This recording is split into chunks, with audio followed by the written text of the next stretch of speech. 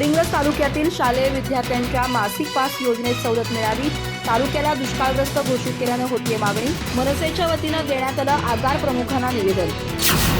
गडिंग्लज तालुक्यातील शालेय आणि महाविद्यालयीन विद्यार्थ्यांच्या मासिक पास योजनेत सवलत द्यावी अशी मागणी मनसेच्या वतीनं आगार प्रमुखांकडे निवेदनातून करण्यात आली आहे। मनसेचे जिल्हाध्यक्ष नागेश चौगले यांच्या नेतृत्वाखाली हे निवेदन देण्यात आलं।